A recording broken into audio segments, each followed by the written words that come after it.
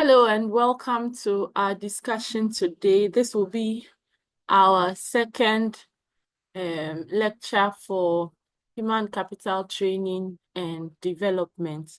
And today we want to look at the development models, human capital training and development models.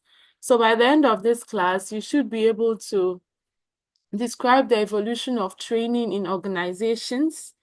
You should be able to examine the role of training in employee engagement and retention. You should also be able to assess the link between training and business performance. And then finally, you should be able to examine how theories of human capital and competency-based approaches are integral to the advancement of organizational training strategies and how they ultimately impact economic and individual success. So basically, these are what we will be discussing in today's class. So we want to start with the evolution of training in organizations. And the evolution has been marked by significant shifts in both the methods of training and the underlying philosophy of training. And these have been driven by various factors like the advances in technology, the changes in the nature of work, and the shifts in organizational priorities. So based on technology and the change in the way work is done, as well as the change in organizational priorities, are all the factors that have caused the evolution of training in organizations.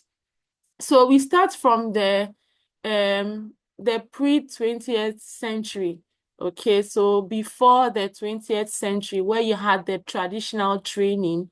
At this point, if you say training was primarily an informal process. So that was where we had the apprenticeship, which were very common. You had a lot of apprenticeships where individuals learned specific skills through hands-on experience under the guidance of a master craftsman. Okay, so that was the era of apprenticeship. It was purely informal. And this form of training was often lengthy. So you could be on the training for years, okay? And it was specific to a particular trade. So depending on what you want to be trained for, you become an apprentice in that trade or in that industry. Then there was the industrial era, which was the late 19th to the early 20th century, where this came about as a result of industrialization. So as a result of the rise of industrialization, standardized training programs and vocational schools emerged. So it moved from the informal mode to a more formal mode due to industrialization. And the focus was on equipping workers with the specific skills they needed for their roles in factories and then manufacturing. So that was there until there was a shift to behaviorism, which was from early to mid 20th century. So during this period, behaviorism influenced training. And if you say behaviorism, it's a psychological theory that emphasized observable behaviors. So behaviorism is a psychological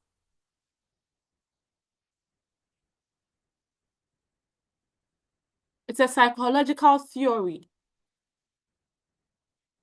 that emphasized observable behaviors. So with behaviorism, training programs were designed to shape and reinforce desired behaviors through repetitive drills and conditioning.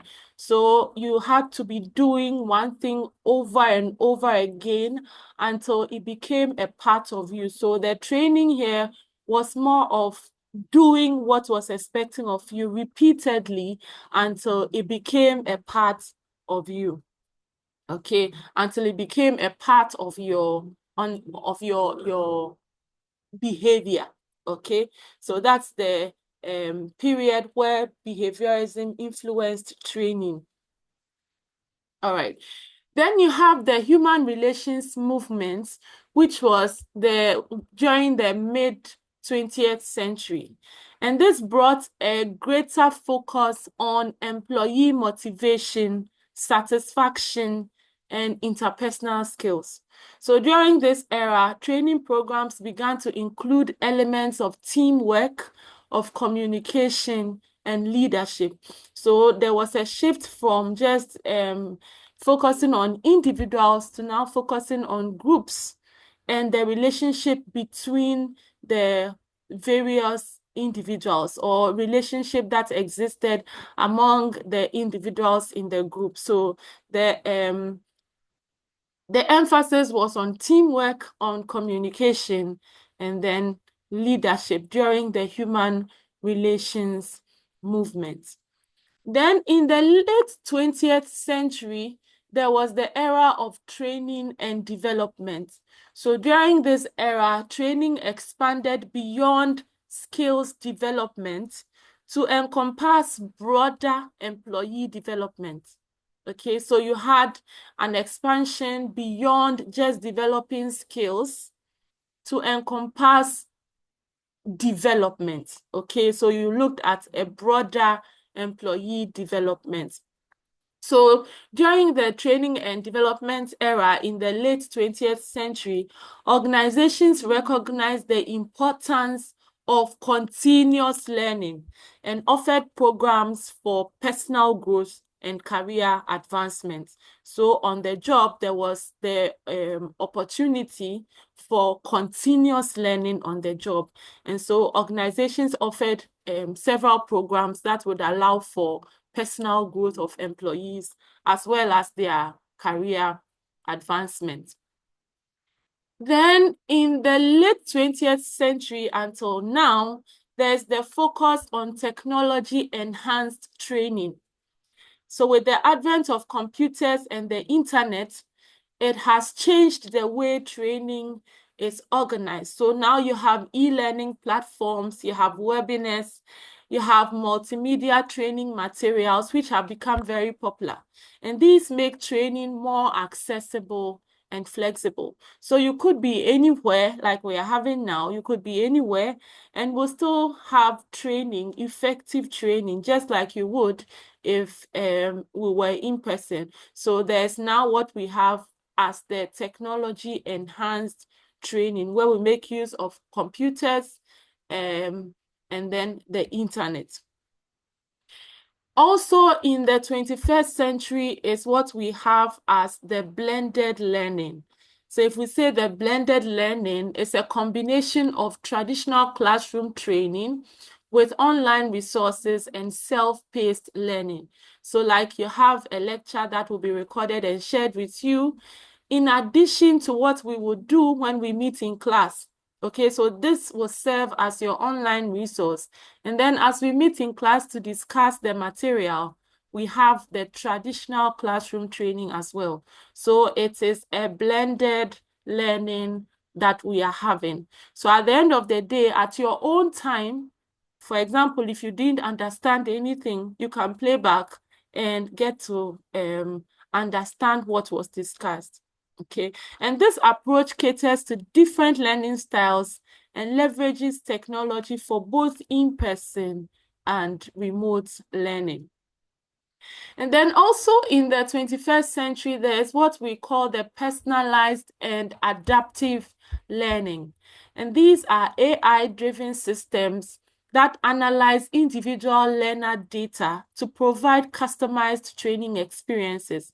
So for each learner, depending on how fast they are able to learn and their competence, okay, or their weaknesses, their strengths, based on all of these, artificial intelligence is able to analyze all of these individual learner data, and then based on them, they are given customized training experiences.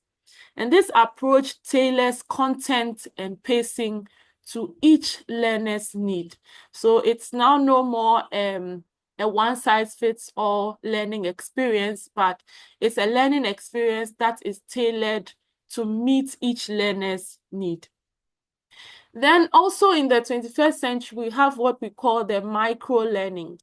Micro-learning breaks down training into small, bite-sized modules that are easy to consume and retain.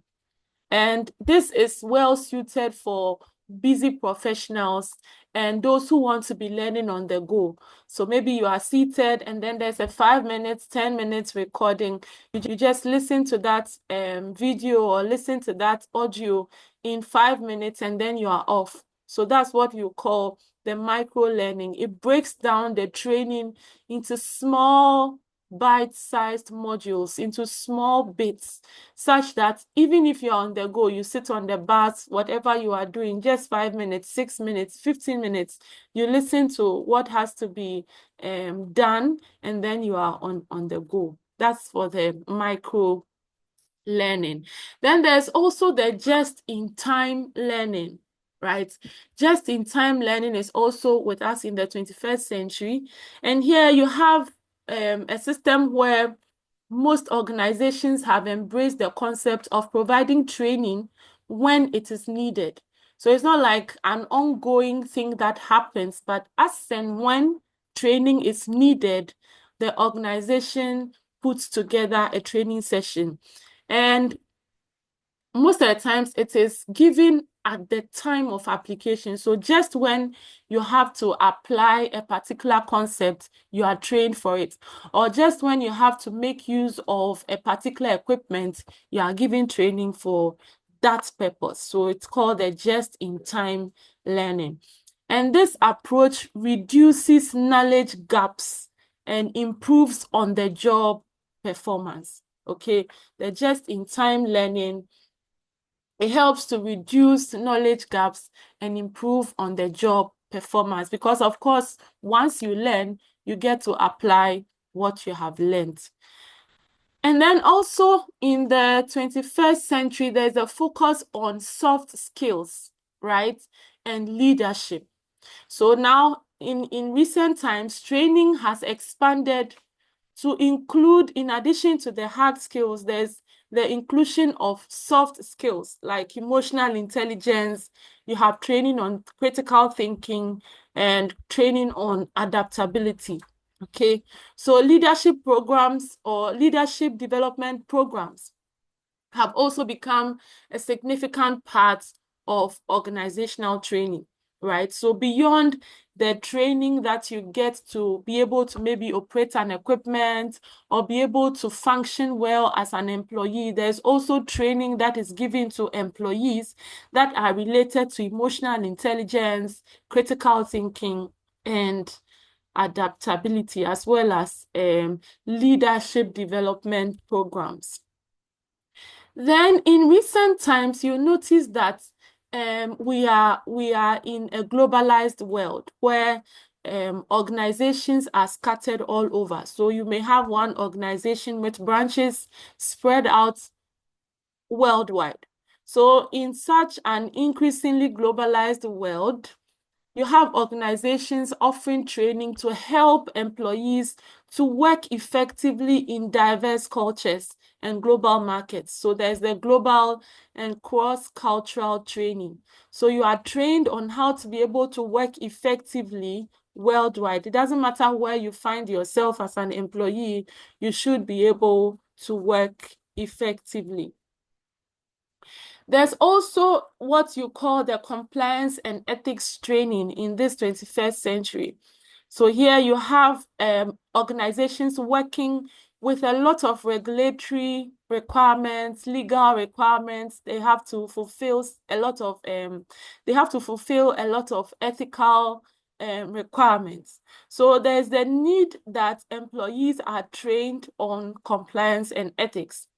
So regulatory requirements and ethical considerations have led to the development of compliance training programs that address issues like data privacy, workplace harassment, and corporate social responsibility. So these trainings are given to employees with the hope that as they go through the training, they will help the organization to be able to comply with all the legal and regulatory requirements that they have to meet. Okay. Then also in the 21st century with us, we have the remote and virtual training. So you have a case where the COVID-19 pandemic accelerated the adoption of remote and virtual training methods.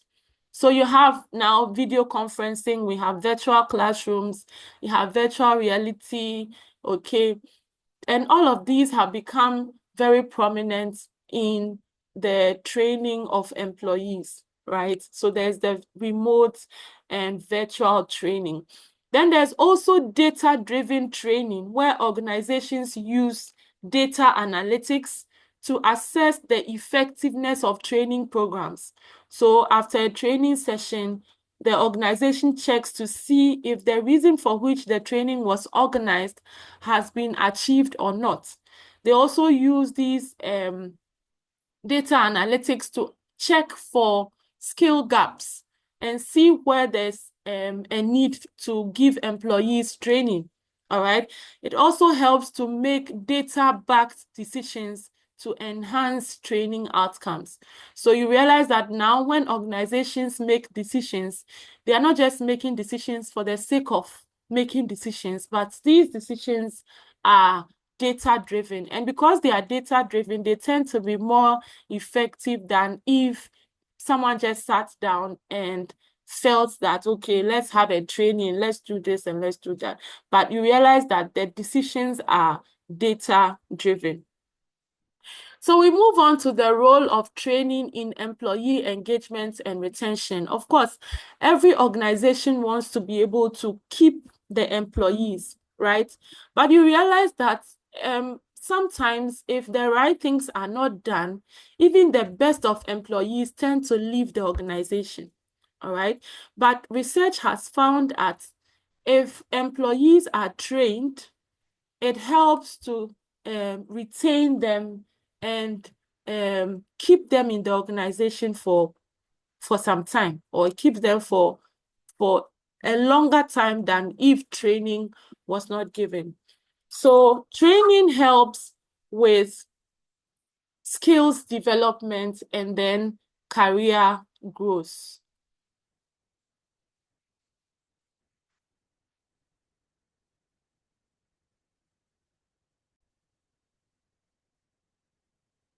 So training helps with skills development and career growth. So as you train the employees to develop skills and they get to be comfortable with the work that they are doing, you realize that it keeps them engaged and they are retained on the job. They don't leave like they would if there was no training. It also increases confidence and job satisfaction. When employees are trained, all right, when they are given training on what is expected of them, how they are supposed to work, how they are supposed to use the various equipment that are available to them, it increases their confidence.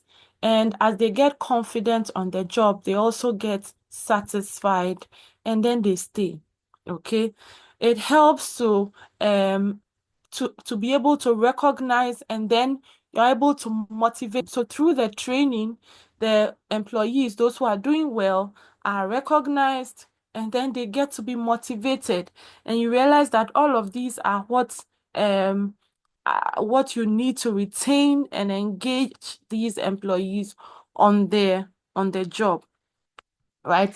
It also helps to align the employees with organizational goals, right?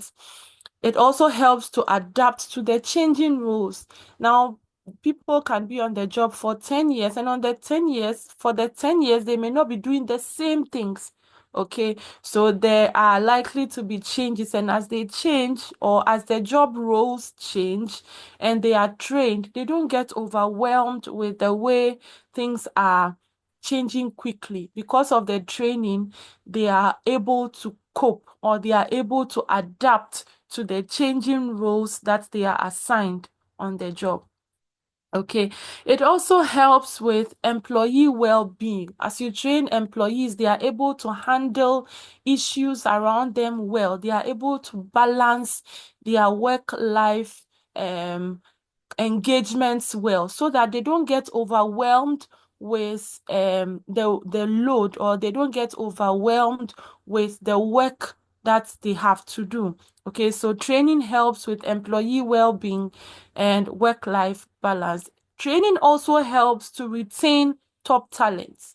So if you have identified people who are doing very well in the organization and you offer training to them, it helps to keep them in the organization. They don't leave like every other person. Okay. And then as you train employees, it also encourages a continuous learning culture. People tend to know that as an employee, you don't plateau. You continue to learn. You learn every time. It doesn't matter how good you get to be on the job, you still have to improve.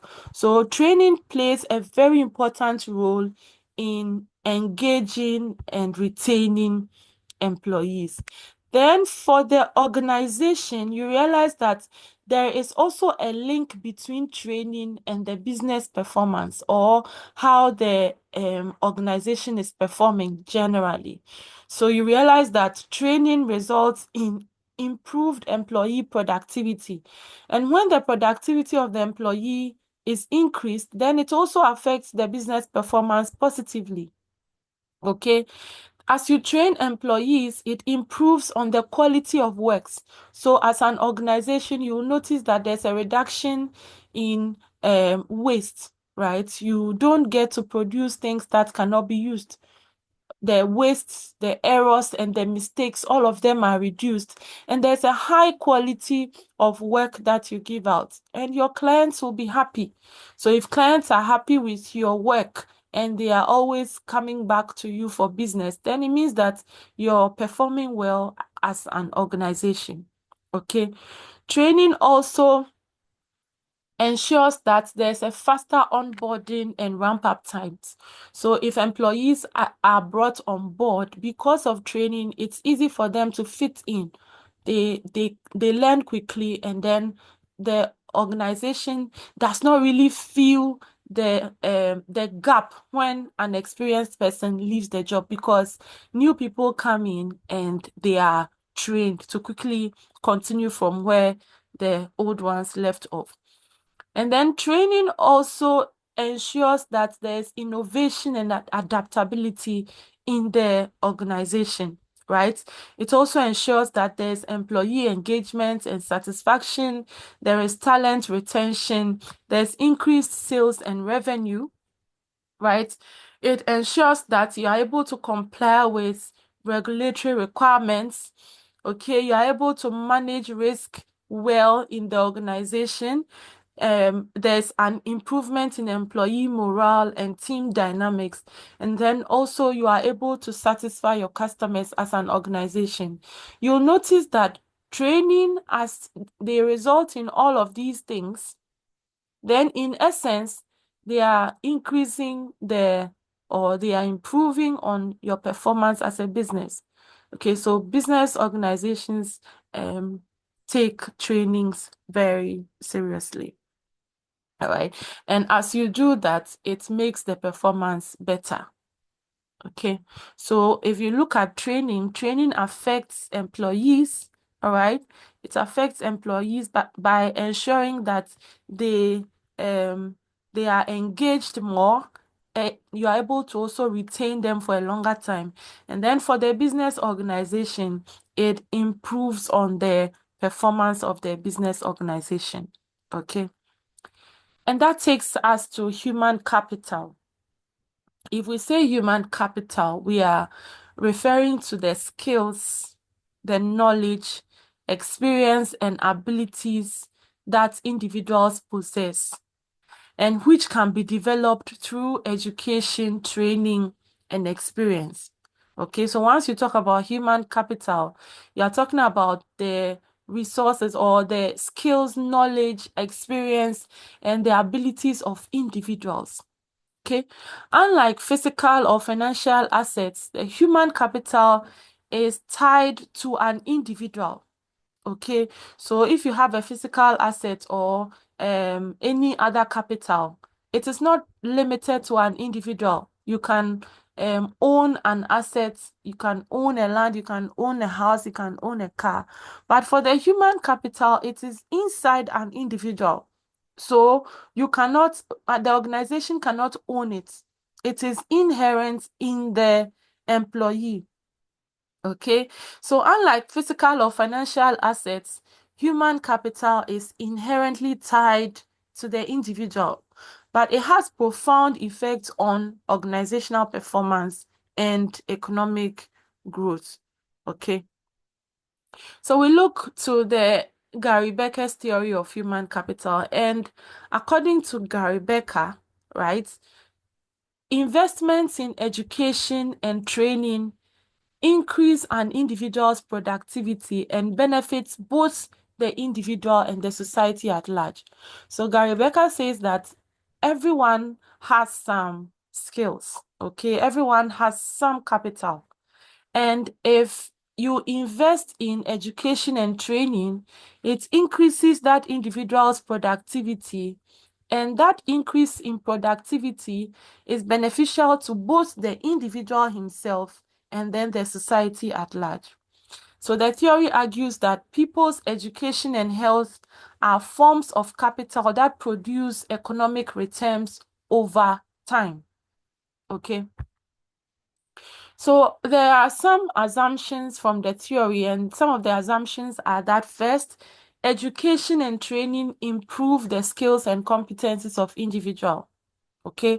The second assumption is that higher skills lead to greater productivity and income.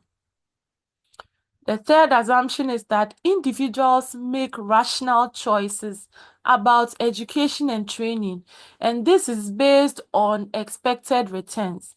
So for an individual to choose whether to go for training A or for training B, or be educated on course A or on course B, it is based on the expected return. So they would, on a normal they do a cost benefit analysis on whether to go for this training or that one. And based on that one, a decision will be made based on the cost benefit analysis.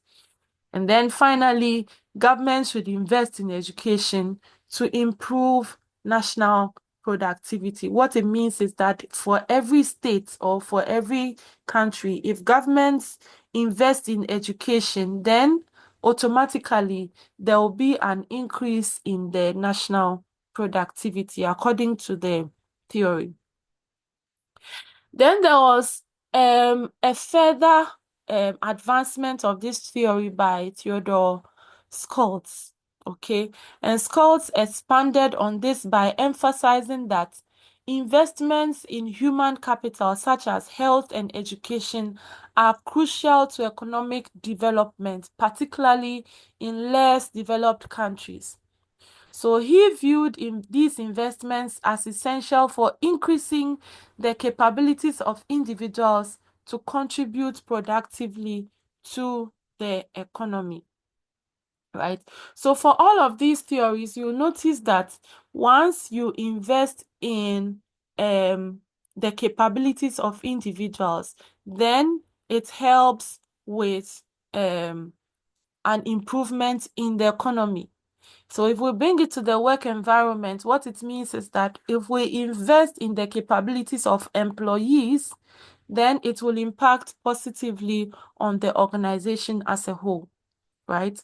So the development of human capital has direct implications for national and organizational economic growth. So countries and businesses that invest in education and training of their workforce tend to experience higher levels of productivity and innovation. Okay, so most of the times, economists often correlate human capital accumulation with long-term economic prosperity. So a highly educated and skilled workforce can better adapt to changing industries, innovate, and drive forward technological advancements. Okay. All right. So then we move to the learning theories. These learning theories provide the psychological foundation for how people acquire, retain, and apply knowledge. And these theories inform training and development practices in organizations so that employees will not only get skills, but they will also be able to integrate their skills in their daily tasks, right? So the first set of theories are what you call the behaviorist theories, and they focus on reinforcing desired behaviors through rewards and consequences. Okay, and most of the times these are applied in corporate training to shape skills and behaviors. So employees get to know if they go through a particular training, whether they would be promoted, and if they do not go through the training, whether they will be maybe demoted, or there'll be a salary reduction, or whether the salary will be improved if they go through the training. So it looks at rewards and consequences, which help to make the employees desire to go through the training or not. Okay. Then you have the cognitive learning theories, which emphasize the role of mental processes such as memory and problem solving, suggesting that effective training should focus on critical thinking and understanding, so not just rote learning. So for the cognitive learning theories, there's a focus on ensuring that people get to understand what has been taught, and beyond understanding it, they are able to make use of what they have learned to solve problems, so that it does not just end at knowing, but using what has been learned to solve problems. Okay, so it emphasizes the role of the mind the role of the mind in solving problems. Okay, so it's important that as employees go through the training, they're able to use their minds to solve problems based on what they have learned. Then there's the constructivist learning theories, which argue that learners build knowledge through experience and reflection. Okay, so it's important that as you train people, we get them to also practice what they are learning, not just tell them, but they get to practice what they are learning. So you have the behaviorist theories, which focus on the rewards and consequences, right? Then the cognitive learning theories, which look at they focus on the role of the memory or mental processes in problem solving.